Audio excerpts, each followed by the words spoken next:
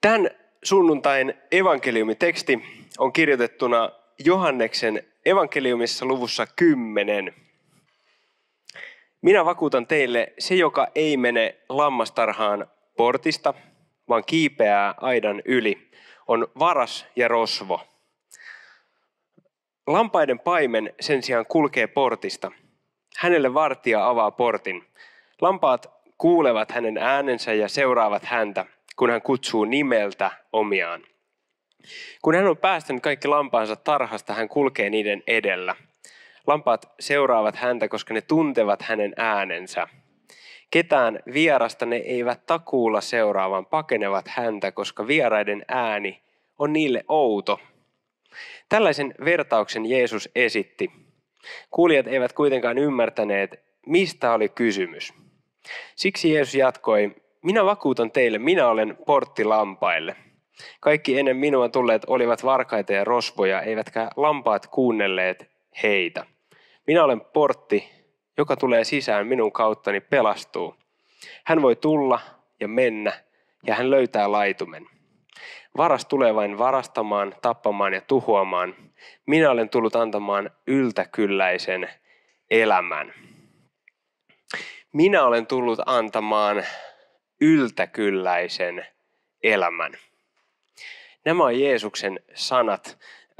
Jeesus sanoo paljon muutakin tässä. Tänään mä keskityn vähän tähän yltäkylläiseen elämään. Mitä se tarkoittaa, kun Jeesus sanoo, että hän antaa meille yltäkylläisen elämän? Kun puhuu tällaisesta paikasta, tällaisesta aiheesta, niin sitä helposti tulee aina tämmöinen, että jahas, onko täällä menestysteologiaa? Kun kerran tällainen paikka valitaan tästä.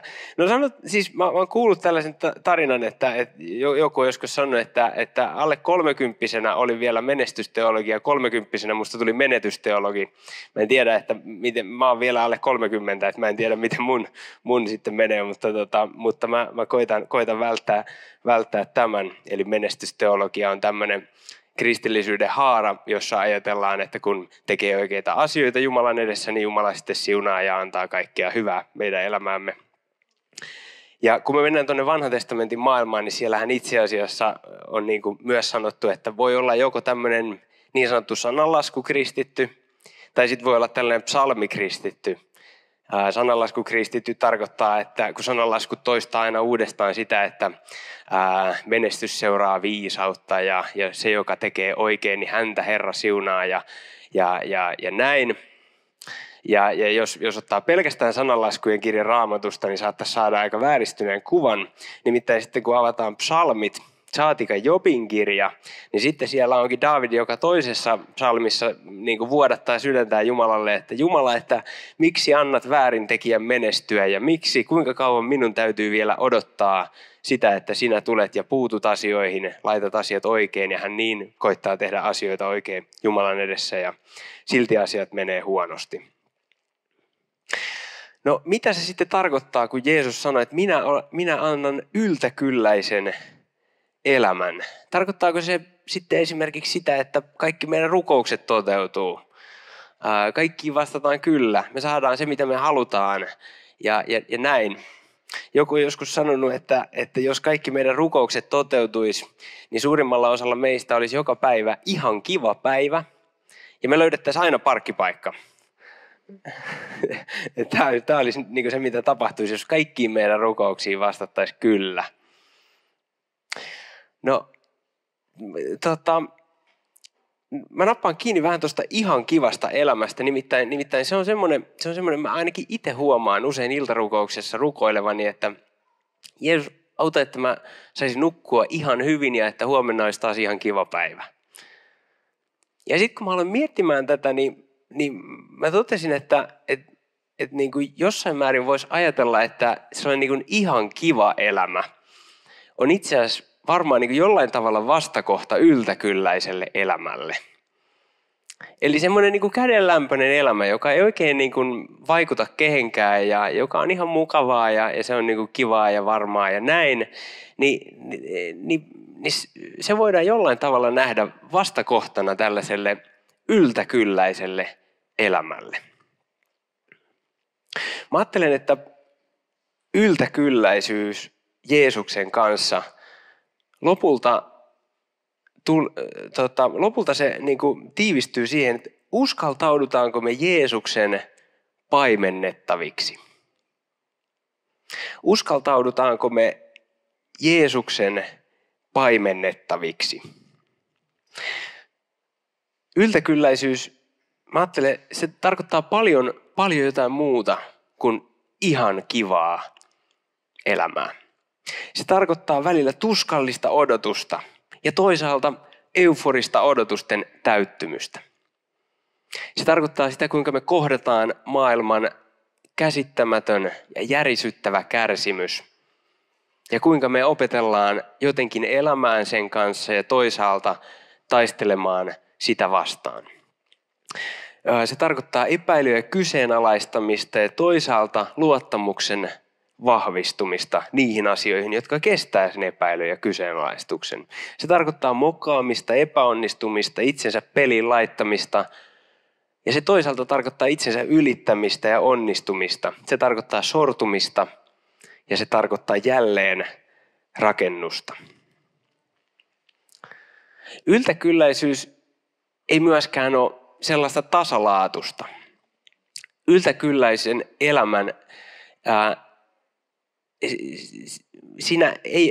Jumala ei katso meitä niin kuin osana massaa tai numerona. Yltäkylläinen elämä tarkoittaa jokaiselle niin kuin omanlaista yltäkylläistä elämää. Jumala on luonut meistä ihan jokaisen.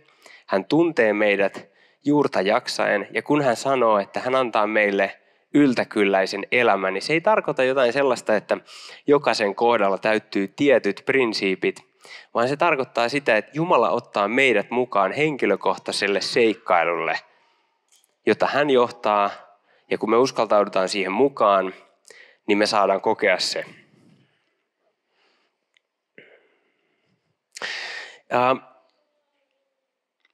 Ja mä ajattelen, että yltäkylläinen elämä tiivistyy myös siihen, että niinkin yksinkertaiseen pieneen ajatukseen, että me saadaan se, mitä me kulloinkin tarvitaan. Niin kuin Jeesus opettaa meitä rukoilemaan Isän meidän rukouksessa, että anna meille tänä päivänä meidän jokapäiväinen leipämme. Se, mitä me silloin tarvitaan, kunakin päivänä tarvitaan. Ja toisaalta me tiedetään, että tässä maailmassa on hätää. Tässä maailmassa on kärsimystä. Tänä aamuna jouduimme heräämään jälleen maailmaan, jossa oli tehty yksi uusi sotatoimi. Ja mä en tiedä teistä, mua vähän pelottaa, mutta mä luotan Jumalaan siihen, että hän johdattaa Lähi-idän tilannetta, hän johdattaa tilannetta Ukrainassa. Mutta me nähdään siis ympärillä kärsimystä, me nähdään hätää, joka menee yli ymmärryksen. Ja me kysytään, että millä tavalla tämä elämä on yltäkylläistä elämää. Ja kun Jeesus sanoi, että hän antaa meille yltäkylläisen elämän, niin hän samaan aikaan kutsuu meidät mahdollistamaan sitä yltäkylläistä elämää muille ihmisille meidän ympärillä. Meitä kutsutaan siis yhteiseen työhön, ei ainoastaan niin, että Jeesus tekee kaiken meidän puolesta. Hän tekee tietyssä mielessä kaiken meidän puolesta ja sitten toisessa mielessä hän kutsuu meidät tekemään ihan sitä samaa, minkä hän on aloittanut, kutsuu siihen työhön, jotta kaikilla meidän ympärillä olisi myös yhtä lailla yltäkylläinen elämä ja jotta me ei riistettäisi siitä toisten yltäkylläisestä elämästä.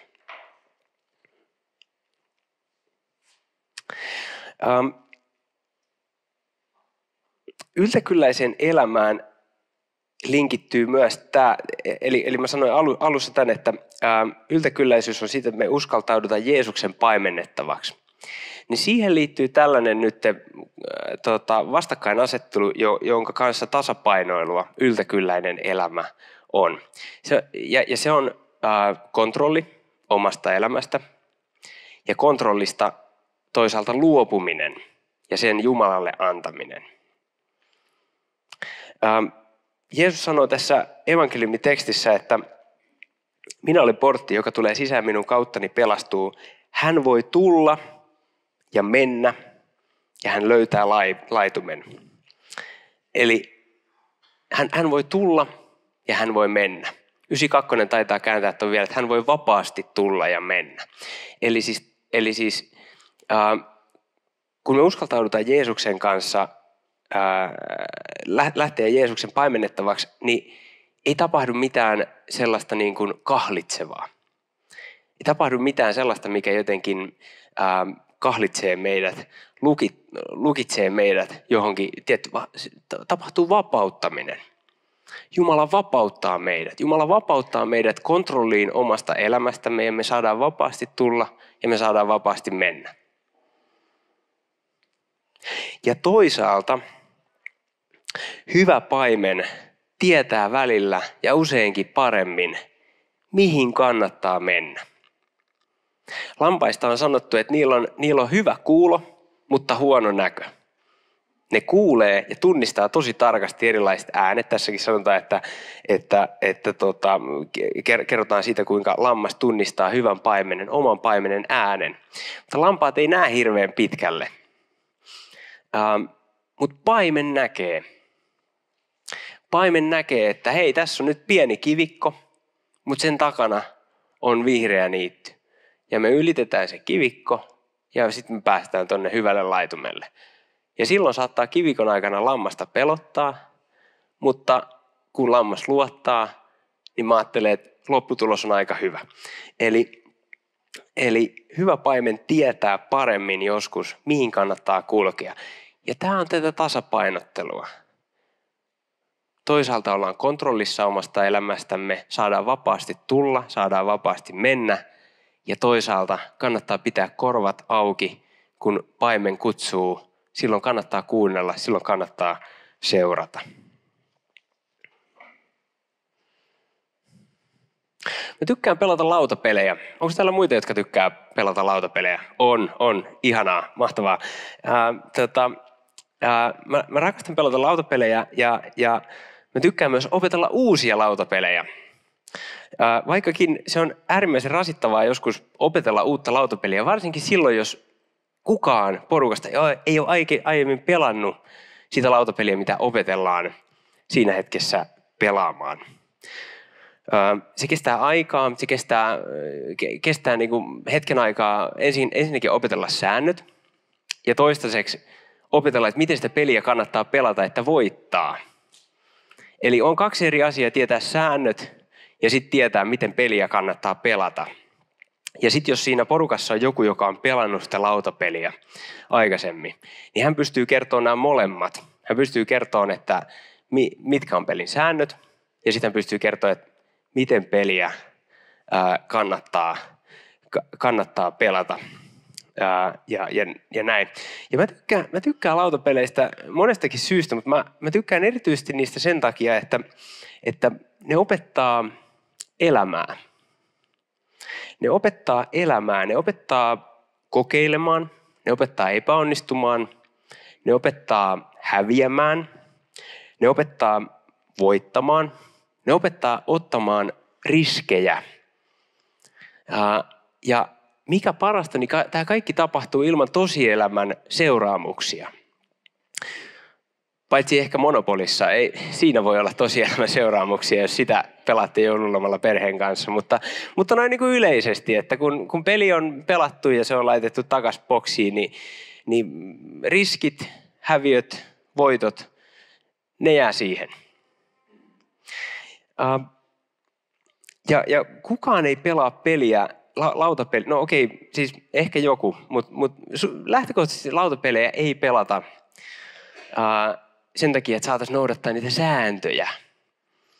Että nyt pelataan tätä niin kuin lautapeliä ihan vain sen takia, että sen säännöt on niin kivoja, että vitsit, kun pääsis niin kuin pelaamaan lautapeliä, koska siinä on niin kivat säännöt. Ei, ne säännöt on niin kuin vaan raja-aidat. No kristitty ei ole kristitty tai toimi kristillisesti sääntöjen noudattamisen takia, jotta nyt saataisiin noudattaa näitä sääntöjä, joita meillä on, jotta saataisiin noudattaa 10 käskyä tai Jeesuksen rakkauden kaksoiskäskyä. Ai että. Ei, vaan ne säännöt antaa raja-aidat, joiden sisältä löytyy yltäkylläinen elämä. Vähän samalla tavalla kuin lautapelissä, kun säännöt on opeteltu ja peli alkaa, peli herää eloon. Vähän samalla tavalla kristitty löytää säännöt, mutta ei ne säännöt ole se juttu, vaan se suhde Jeesukseen on se juttu. Ja sitä kautta löytyy se yltäkylläinen elämä. Ja siinä samalla tavalla saa kokeilla, saa epäonnistua, saa voittaa, saa hävitä, saa ottaa riskejä. Ja tiedättekö, sitten kun tullaan kerran Jeesuksen eteen, niin millään tällä ei ole väliä. Jumala rakastaa joka tapauksessa. Jumala katsoo meitä ja näkee rakkaat lapsensa. Jumala siis toisin sanoen vapauttaa meidät tekemään, toimimaan, uskaltamaan, rohkeasti ottamaan askeleita ilman pelkoa siitä, että hän jotenkin tuomitsisi meidät siitä ja hän itse kulkee meidän edellä. Silloinkin, kun tie käy kiviseksi. Ja hän tulee ja hän nostaa meidät sieltä kuopasta niin monta kertaa, kun on tarve. Ei jotenkin päätänsä pudistellen, vaan lämmin katse silmissään. Tänään Jeesus kutsuu meitä jokaista nimeltä. Hän kutsuu seikkailuun ja hän vapauttaa kulkemaan ne, jotka hänen lampaikseen päättävät ryhtyä tai ovat päättäneet ryhtyä. Hän kuljettaa välillä läpi vaarallisten reittien, mutta hän kuljettaa myös sinne vihreille laitumille lepäämään. Hän kuljettaa läpi myrskyn ja hän kuljettaa läpi tyyneyden. Hän tulee elottomaan maahan ja kuihtuneisiin unelmiin. Hän tekee tien autiomaahan ja joet kuivuuden keskelle, sillä hän on uutta luova Jumala. Hän on Jumala, joka kuljettaa yltäkylläiseen elämään. Käydään rukoukseen. Pyhä Jumala, rakas Isä, kiitos siitä, että sulla on hyvä tahto meitä kohtaan. Sulla on lämmin katse meitä kohtaan. Kiitos, että sä lupaat meille yltäkylläisen elämän. Auta meitä elämään sen lupauksen mukaisesti, uskoa siihen ja toisaalta olla riistämättä muiden yltäkylläisyyttä. Pyydetään, että anna meille sellaista yltäkylläisyyttä, joka ei ole toisilta pois, vaan joka tulee sun ehtymättömästä varastosta. Kuule nyt vielä meidän hiljainen rukouksemme, kuule meidän hiljainen synnin tunnustuksemme.